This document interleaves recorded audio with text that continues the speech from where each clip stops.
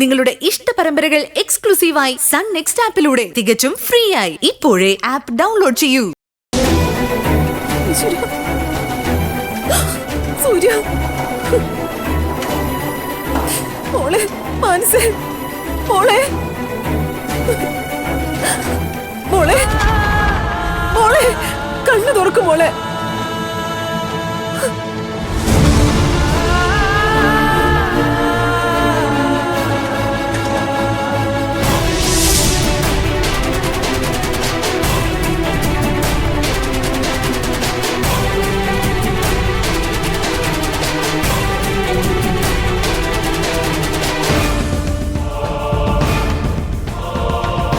മാനസിക്കിപ്പോ പലപ്പോഴായിട്ട് ഇങ്ങനെ സംഭവിക്കുന്നുണ്ടല്ലോ അമ്മേ. ഇതൊരു തലവേദനയാവോ? നീ വെറുതെ ആവശ്യമില്ലാത്ത ഒന്നും ചിന്തിക്കണ്ട. ഗർഭിണികൾക്ക് ഇതുപോലുള്ള അവസ്ഥകൾ ഉണ്ടാകാറുള്ളതാ. ഇതിങ്ങനെ സ്ഥിരമായിട്ട് വരുന്നോണ്ട് ഞാൻ ചോദിച്ചത്. ഡോക്ടർ എന്താ പറയുന്നെന്ന് നോക്കട്ടെ. ഇനിയിപ്പോ കഴിയുന്നത് അവളെ ഒറ്റയ്ക്ക് കിടത്തണ്ടമ്മേ. അമ്മ കൂടി കൂട്ടുകിടക്കുന്നത് നല്ലത്. ഇതിപ്പോ ബോധക്ഷയം പോലെ വന്നത് ആദ്യമായിട്ടൊന്നും അല്ലല്ലോ. നമുക്ക് നോക്കാം. ഏട്ടനും ഏട്ടത്തെയും ഒരു കാരണവശാലും അറിയാൻ പാടില്ല. ആ അനിരുദ്ധന്റെ ഒപ്പ ഏട്ടന്റെ കറക്കം. അത് നല്ല അനുഭവം കിട്ടുമ്പോ പഠിച്ചോളും. അല്ലെങ്കിലും ചേരേണ്ടതല്ലേ ചേരൂ. ഈശ്വര, കുഴപ്പമൊന്നും ഉണ്ടാകാതിരുന്നാ മതിയായിരുന്നു.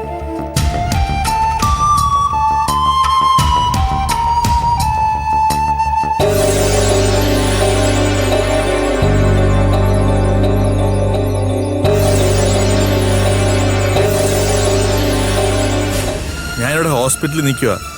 ഞാൻ വിളിച്ചോളാം, ഞാൻ പറഞ്ഞില്ലേ. സേതു, ആ ശരിയാണ്. സേതു, ശരി. എന്താണെന്നൊന്ന് അന്വേഷിക്കേ. അമ്മയൊന്ന് സമാധാനപ്പെട്. ഡോക്ടർ നോക്കിക്കോട്ടെ, അവക്കൊന്നും ഉണ്ടാകത്തില്ല. മാനസികമായിട്ട് ഭാവനയ്ക്ക് നല്ല വിഷമമുണ്ട്. അതുകൊണ്ട് ഇങ്ങനെയൊക്കെ സംഭവിക്കാം. എനിക്കതൊന്നുമല്ല പേടി. 2 പ്രാവശ്യം അവക്ക് അപകടം പറ്റിയതാ. ഇനി അതിന്റെ വല്ലതും ആയിരിക്കൂ. അമ്മ വെറുതെ ഓരോന്ന് ആലോചിച്ച് ടെൻഷൻ അടിക്കാം. അതല്ലടാ, അവക്ക് എന്തെങ്കിലും വന്നാലേ വല്ലാത്തൊരു വെപ്രാളവാ. അത് എന്താന്ന് എനിക്കറിയില്ല.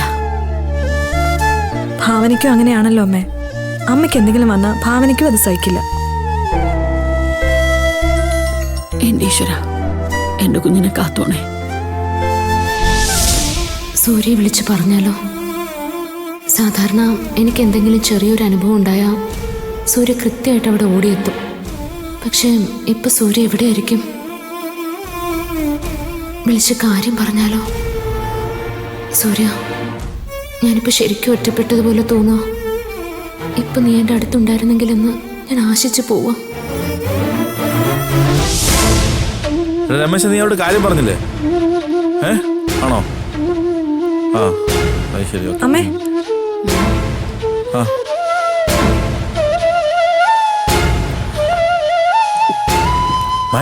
ഡോക്ടർ വിളിക്കുന്ന ശ്രദ്ധിച്ചോ? ഞാൻ ഇപ്പൊ വരാം. അത് വിളിച്ചോ.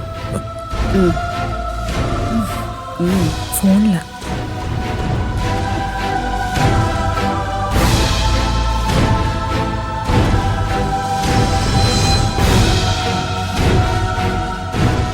എന്റെ ഈശ്വര, ഒരിക്കലും ഞാൻ പ്രതീക്ഷിക്കാത്തൊക്കെയാണല്ലോ സംഭവിക്കുന്നത്.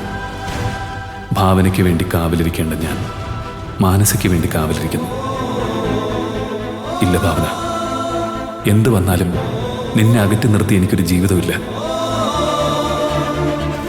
നീ വീട്ടിലേക്ക് പോയപ്പോ ഞാനാ ശരിക്കും ഒറ്റപ്പെട്ടു പോയത്. പക്ഷെ നീ അത് മനസ്സിലാക്കുന്നില്ലല്ലോ ഭാവന.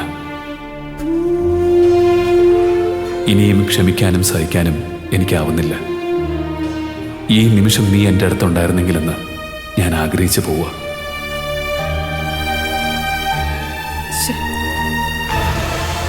വിവരമൊന്നും അറിയാൻ പറ്റുന്നില്ലല്ലോടാ. അമ്മ സമാധാനപ്പെട്, പേടിക്കാനൊന്നുമില്ല. അമ്മേ, ഭാവനെ ഞാൻ വിളിച്ചു പറഞ്ഞാലോ? വേണ്ട, വെറുതെ അവളെ കൂടി ഇങ്ങോട്ട് വിളിക്കണ്ട. വീട്ടിൽ നിൽക്കാൻ വേണ്ടി പോയതല്ലേ, അവിടെ നിൽക്കട്ടെ. അവൾ അവിടെ അല്ലേ നിൽക്കേണ്ടത്, എന്നോടൊപ്പോ. അത് നിനക്ക് മാത്രം തോന്നിയാ മതിയോ? അമ്മേ, അമ്മയ്ക്ക് അവളോട് പഴയതുപോലെ സ്നേഹത്തോടെ പെരുമാറിക്കൂടെ? അതില്ലാത്തോണ്ടല്ലേ അവള് പോയത്.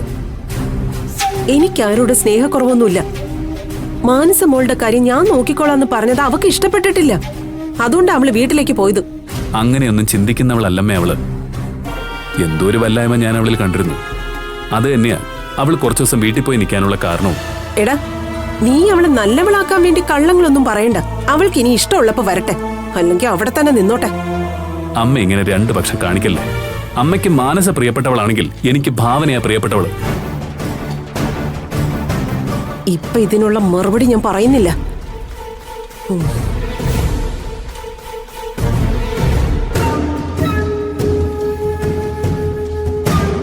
ഈശ്വര, അമ്മയ്ക്ക് വീണ്ടും ഭാവനയോട് ദേഷ്യവും വെറുപ്പമാണല്ലോ. ഒരിക്കലും അങ്ങനെയൊന്നും ഉണ്ടാവരുതേ. എനിക്കും ഭാവനയ്ക്കും സന്തോഷമുള്ളൊരു ജീവിതം തന്നെ നീ തരണമേ.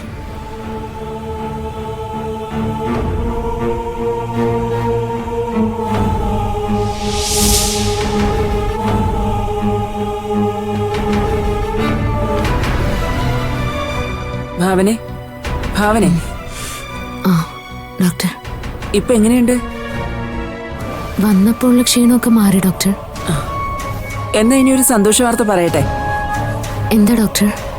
ഭാവന വീണ്ടും ഒരു അമ്മയാവാൻ പോകുന്നു.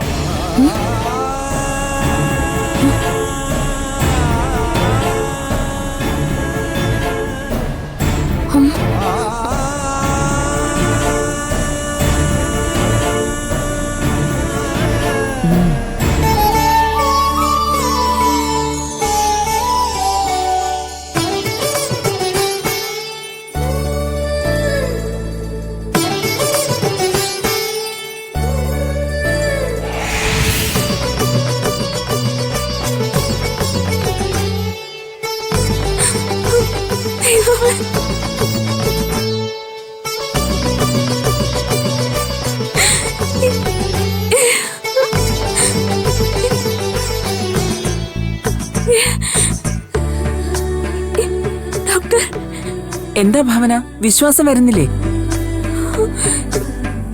അതെ ഭാവന, ഭാവന ഗർഭിണിയാണ്. ഡോക്ടർ, ഡോക്ടർക്ക് എന്തെങ്കിലും തെറ്റ് പറ്റിയോ? ഒരിക്കലും ഇത് സത്യമായിരിക്കില്ല. എന്താ ഭാവന, ഞാൻ എന്തിനു ഭാവനയോട് കള്ളം പറയുന്നത്? അല്ലെങ്കിലും ഇതുപോലെയുള്ള കാര്യങ്ങളാണോ കള്ളം പറയേണ്ടത്? ഡോക്ടർ, ഇനി ഒരിക്കലും ഞാൻ അമ്മയാവില്ലെന്നാ എന്നെ ചികിത്സിച്ചിരുന്ന ഡോക്ടർ പറഞ്ഞത്. അപ്പൊ ആ പറഞ്ഞത് കള്ളമായിരുന്നോ? സംശയമുണ്ടെങ്കിൽ ഈ റിപ്പോർട്ട് ഒന്ന് നോക്ക് ഭാവന.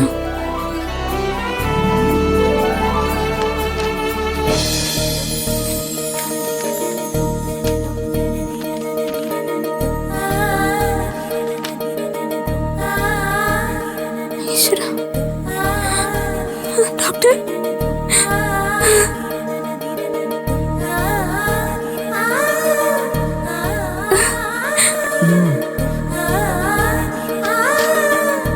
എന്താ ഇപ്പൊ വിശ്വാസമായോ? എനിക്ക് മെഡിക്കൽ ട്രീറ്റ്മെന്റിനും അതീതമായിട്ട് ചില യാഥാർത്ഥ്യങ്ങൾ നടക്കാറുണ്ട് ഭാവന. അതിനെയാണ് മിറാക്കിൾ എന്ന് നമ്മൾ പറയുന്നത്. ഇവിടെ ഭാവനയുടെ ജീവിതത്തിലും അത് തന്നെയാ സംഭവിച്ചത്.